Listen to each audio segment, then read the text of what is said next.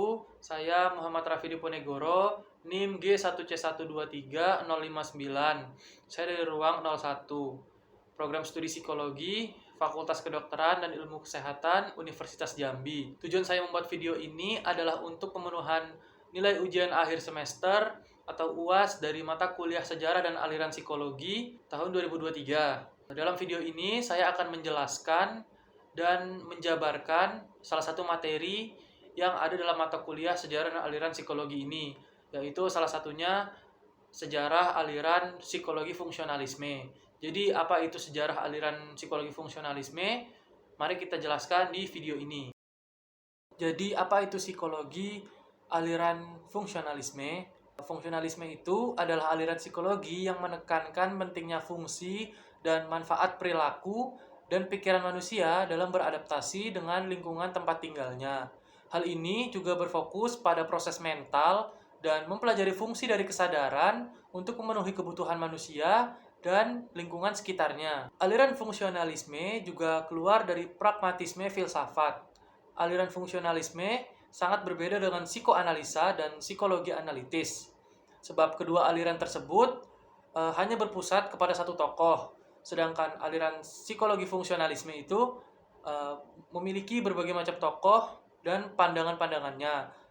Jadi fungsionalisme itu adalah orientasi dalam psikologi yang menekankan pada proses mental dan menghargai manfaat psikologi serta memahami fungsi-fungsi kesadaran dalam menjembatani antara kebutuhan manusia dan juga lingkungannya. Jadi fungsionalisme ini memandang bahwa masyarakat adalah sebuah sistem dari beberapa bagian yang saling berhubungan satu sama lain dan tidak akan bisa dipahami secara terpisah. Fungsionalisme memandang bahwa pikiran, proses mental, persepsi indrawi, dan emosi adalah organisme biologis. Fungsionalisme lebih menekankan pada fungsi-fungsi dan bukan hanya fakta-fakta dari fenomena mental yang terjadi, atau berusaha menafsirkan fenomena mental dalam kaitan dengan peranan yang dimainkannya dalam kehidupan. Psikologi fungsionalisme tidak cukup hanya mempersepsikan atau mempersoalkan apa dan mengapa sesuatu itu bisa terjadi, tetapi juga untuk apa sesuatu tersebut terjadi dan apa itu fungsinya. Artinya, dalam memahami proses penyesuaian perilaku manusia terhadap lingkungan, fungsionalisme lebih menekankan pada aksi daripada gejala psikis. Fungsionalisme juga lebih menaruh perhatian pada fungsi mental daripada elemen-elemennya. Fungsionalisme lebih menekankan kepada aksi dari gejala psikis dan jiwa seseorang yang diperlukan untuk melangsungkan kehidupannya dan berfungsi untuk penyesuaian diri dan psikisnya. Tokoh dari fungsionalisme ini ada 4. Yang pertama ada William James, lalu ada John Dewey, James Rowland Engel, dan McKean Kettle. Berikut ada pandangan dari beberapa tokoh psikologi yang beraliran psikologi fungsionalisme. Yang pertama itu ada William James, yaitu dari 1842 hingga 1910. James dianggap sebagai bapak psikologi fungsionalisme. Dalam hal ini, konsep fungsionalisme James muncul sebagai kritik terhadap mazhab strukturalisme Wilhelm Wundt. Jika strukturalisme menekankan pada fakta atau struktur kesadaran, fungsionalisme lebih menekankan kepada fungsi kesadaran. James beralasan dengan mengetahui fungsi kesadaran, kita dapat mengetahui pola, pikiran, dan perilaku manusia secara total dalam hubungannya dengan lingkungan. Aliran fungsionalisme berusaha menafsirkan fenomena-fenomena mental yang berkaitan dengan peran yang dimainkan dalam kehidupan. Nah, sebagai contoh, seperti apa yang sudah saya sebutkan tadi, aliran dari James ini memandang bahwa psikologi itu tidak cukup hanya mempersoalkan apa dan mengapa sesuatu itu bisa terjadi, tetapi juga untuk apa sesuatu tersebut bisa terjadi, atau fungsi dari apa sesuatu yang terjadi tadi. Artinya, dalam memahami proses penyesuaian perilaku manusia terhadap lingkungan, fungsionalisme lebih menekankan pada aksi daripada gejala psikis. Fungsionalisme juga lebih menaruh perhatian pada fungsi mental daripada elemen-elemennya. Kedua ada John Dewey 1859-1952. John Dewey adalah salah satu pendiri fungsionalis yang hebat. Psikolog penting ini sama dengan salah satu murid William James, yaitu James Engel, atau orang yang sangat memperluas fungsionalisme di berbagai bidang sekalipun di luar bidang psikologi, dan akan tetap menjadi salah satu promotor utama penggunaan pragmatisme dan pendekatan fungsionalis dalam bidang pendidikan. Bahkan mereka akan menjadikan Universitas Chicago saat itu menjadi pusat sekolah fungsionalis. Dewey bekerja dan menganalisis dalam beberapa aspek karyanya, yang paling penting seperti busur refleks. Dari sudut pandang pragmatis dan fungsionalis, John Dewey menganggap perlunya memahami lingkungan ini secara keseluruhan, lebih dari sekedar jumlah sederhana dan bagian-bagiannya. Selanjutnya, tokoh ketiga ada James Rowland Engel 1869 hingga 1949. Beliau menjelaskan 3 macam pandangannya terhadap fungsionalisme. Yang pertama, fungsionalisme itu adalah psikologi tentang mental operation sebagai lawan dari psikologi tentang elemen-elemen mental atau elementisme. Lalu yang kedua, fungsionalisme ini adalah psikologi tentang kegunaan dasar dari kesadaran yang jiwa merupakan perantara antara kebutuhan-kebutuhan organisme dan lingkungannya, khususnya dalam keadaan emergensi atau teori emergensi dari kesadaran. Selanjutnya yang ketiga, fungsionalisme adalah psikofisik, yaitu psikologi yang tentang keseluruhan organisme yang terdiri atas jiwa dan badan. Oleh karena itu, ia juga menyangkut hal-hal di balik kesadaran seperti kebiasaan, tingkah laku yang setengah disadari, dan sebagainya. Lalu yang keempat atau yang terakhir yaitu James McKincatle 1860 hingga 1944. Kincatle mengusung teori mengenai kebebasan dalam mempelajari tingkah laku. Ia mempunyai 2 pandangan mengenai aliran fungsionalisme. Yang pertama, fungsionalisme itu tidak perlu menganut paham dualisme karena manusia dianggap sebagai keseluruhan yang merupakan suatu kesatuan. Lalu yang kedua, fungsionalisme itu tidak perlu deskriptif dalam mempelajari tingkah laku, karena yang penting adalah fungsi tingkah lakunya. Sehingga yang harus dipelajari adalah hubungan atau korelasi antara satu tingkah laku dengan tingkah laku yang lainnya. Dapat dikatakan bahwa semua cabang-cabang psikologi modern merupakan perkembangan dari fungsionalisme. Dalam percobaannya, Kettle menemukan kapasitas individual, kemudian ia menciptakan alat-alatnya untuk mengukur kapasitas individual tadi. Selanjutnya ada ciri-ciri dari aliran psikologi fungsionalisme. Yang pertama, psikologi fungsionalisme ini menekankan pada studi fungsi-fungsi mental seperti persepsi, ingatan, emosi, dan pemecahan masalah. Tujuan utamanya adalah memahami bagaimana fungsi-fungsi ini membantu setiap individu beradaptasi dan bertahan pada lingkungannya. Lalu yang kedua, aliran fungsionalisme ini sangat menekankan pada konsep adaptasi. Psikolog fungsionalisme berpendapat bahwa setiap aspek mental dan perilaku itu memiliki fungsi adaptif yang membantu individu beradaptasi dengan lingkungannya. Lalu yang ketiga ada psikologi fungsionalisme itu menggunakan metode observasi langsung dan eksperimen untuk mengumpulkan data. Mereka tertarik pada respon individu terhadap stimulasi dan bagaimana respon tersebut membantu individu itu untuk beradaptasi. Nah, selanjutnya ada metode aliran fungsionalisme. Metode dalam psikologi fungsionalisme ini mencerminkan pendekatan yang unik dan inovatif dalam memahami fungsi mental dan perilaku manusia. Dalam menjalankan penelitian dan eksperimen, psikologi fungsionalis lebih mengedepankan kepentingan pada adaptasi individu terhadap lingkungannya. Sebagai contoh, yang pertama bisa menggunakan studi kasus individual. Psikologi fungsionalisme cenderung menggunakan studi kasus individual sebagai metode utama untuk mengukur dan menggali pemahaman mendalam tentang fungsi-fungsi mental dan perilaku.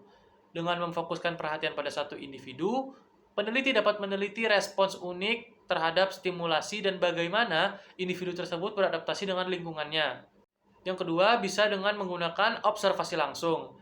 Psikolog fungsionalis sering melakukan observasi langsung terhadap perilaku individu dalam situasi nyata.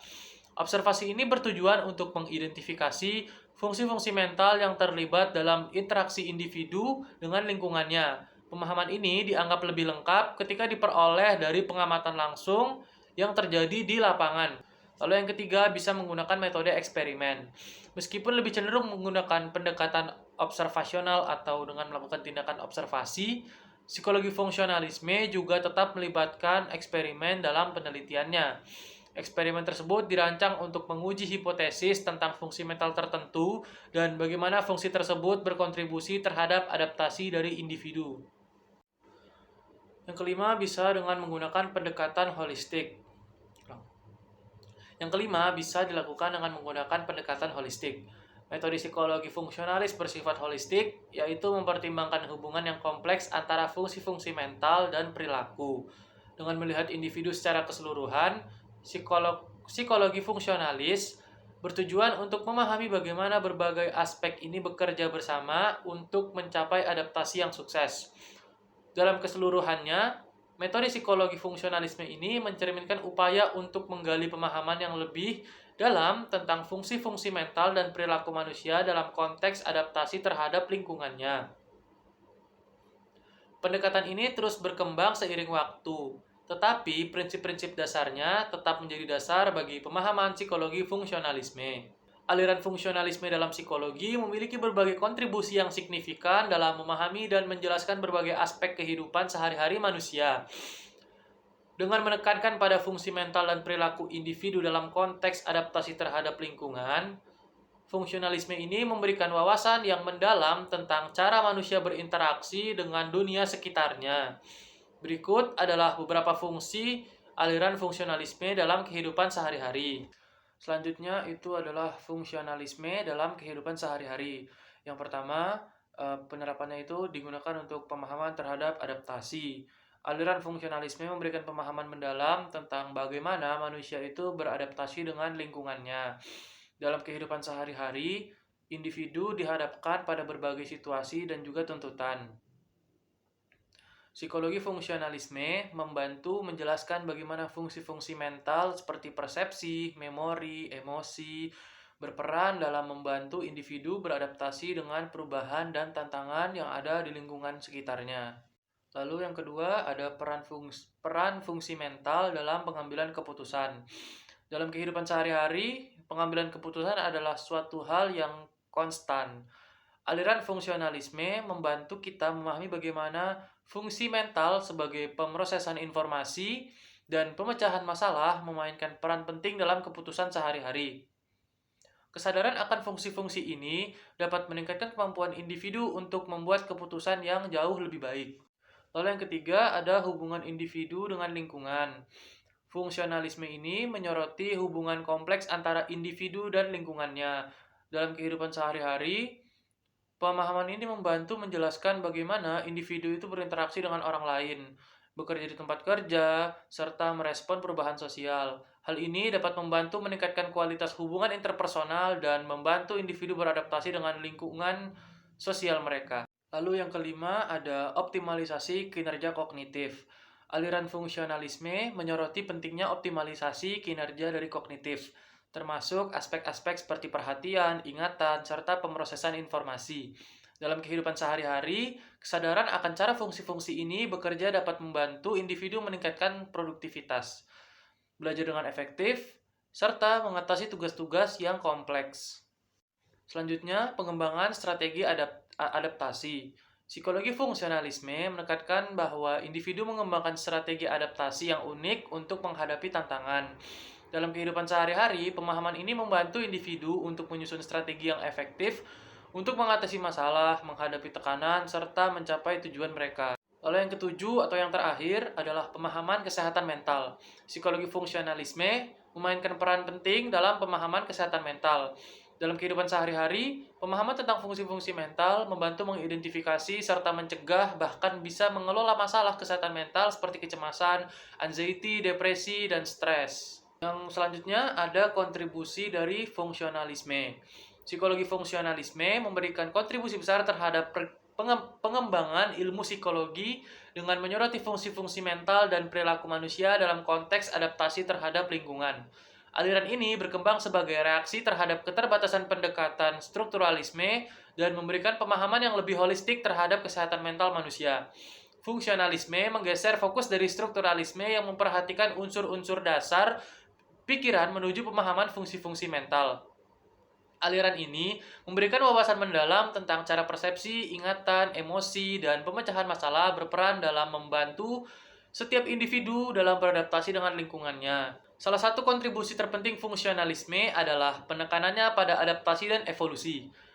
Psikolog fungsionalis meyakini bahwa fungsi-fungsi mental itu berkembang dan bertahan sebagai respon terhadap tekanan seleksi alam, serta membantu individu untuk berkembang di kehidupan yang lebih kedepannya lagi. Konsep ini memperkaya pemahaman tentang evolusi perilaku manusia. Secara keseluruhan, fungsionalisme ini membentuk dasar bagi banyak konsep dan prinsip dalam psikologi modern saat ini. Kontribusinya yang holistik, berorientasi pada adaptasi, dan mengakui keragaman individual, terus memengaruhi pemikiran dan penelitian dalam berbagai cabang ilmu psikologi, dan memberikan landasan penting bagi pengembangan teori dan praktik di bidang psikologi ini. Jadi di sini selanjutnya ada penjelasan singkat tentang bagaimana awal mula aliran psikologi fungsionalisme itu bisa muncul sebagai salah satu aliran yang ada di dalam dunia psikologi. Pertamanya, sejarah panjang psikologi fungsionalisme itu dimulai pada akhir abad ke-19 dan berkembang sebagai reaksi terhadap pendekatan strukturalisme yang mendominasi dunia psikologi saat itu. Perjalanan panjang aliran ini mencakup perkembangan ide dan konsep-konsep yang membentuk landasan bagi pemahaman manusia dalam konteks adaptasi terhadap lingkungan. Latar belakangnya diawali pada akhir abad ke-19. Strukturalisme aliran yang dipelopori oleh Wilhelm Wundt mendominasi dunia psikologi. Strukturalisme pada saat itu berfokus pada analisis struktur bawah sadar pikiran manusia dan menggunakan metode introspeksi untuk mengeksplorasi elemen-elemen pikiran. Meskipun strukturalisme tersebut memberikan kontribusi penting pada perkembangan ilmu psikologi, ada kebutuhan untuk pendekatan yang lebih holistik dan lebih praktis. Selanjutnya, pada awal abad ke-20, tokoh-tokoh seperti William James, yaitu seorang filsuf dan psikolog Amerika Serikat, mulai mengemukakan pandangan alternatifnya yang menjadi dasar dari psikologi fungsionalisme ini. James dikenal sebagai salah satu pendiri aliran ini dan memainkan peran kunci dalam membentuk landasan ideologi psikologi fungsionalisme. Selama tahun 1890-an hingga awal abad ke-20, ide-ide fungsionalisme terus berkembang melalui sumbangan dari beberapa tokoh, termasuk John Dewey, Harvey Carr, dan James Roland Engel. Dewey merupakan seorang filsuf dan seorang psikolog, menyoroti pentingnya pendekatan praktis dalam memahami perilaku seseorang. Engel yang menjadi presiden dari American Psychological Association atau APA pada tahun 1906, beliau memberikan landasan lebih lanjut dengan menekankan bahwa psikologi harus mempelajari bagaimana pikiran membantu individu dalam beradaptasi dan bertahan pada suatu lingkungan tertentu.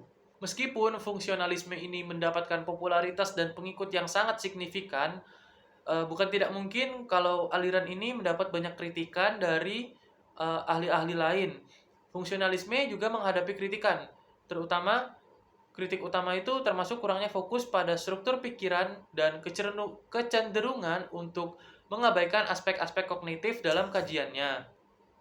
Selain itu, kekurangan dalam metode penelitian dan kurangnya kerangka teoritis yang konsisten juga menjadi alasan bagaimana menjadi tantangan untuk aliran ini. Selanjutnya yaitu adalah kesimpulan atau penutup dari video ini. Kesimpulannya adalah aliran psikologi fungsionalisme itu merupakan suatu pendekatan yang memainkan peran penting dalam pengembangan ilmu psikologi. Fungsionalisme ini dibangun sebagai respon terhadap keterbatasan pendekatan strukturalisme pada awal abad ke-20. Fungsionalisme mengubah arah pemikiran psikologi dengan menekankan pada fungsi-fungsi mental dan perilaku sebagai respons terhadap lingkungan. Keseluruhan konsep ini dan kontribusi aliran ini mencerminkan relevansinya hingga saat ini dan membentuk dasar untuk banyak teori dan praktik psikologi modern. Baiklah, sekian video dari saya. Mungkin ini aja yang bisa saya sampaikan. Kurang lebihnya saya mohon maaf. Semoga ilmu yang saya sampaikan ini bermanfaat dan berguna di kemudian hari. Akhir kata, wassalamualaikum warahmatullahi wabarakatuh.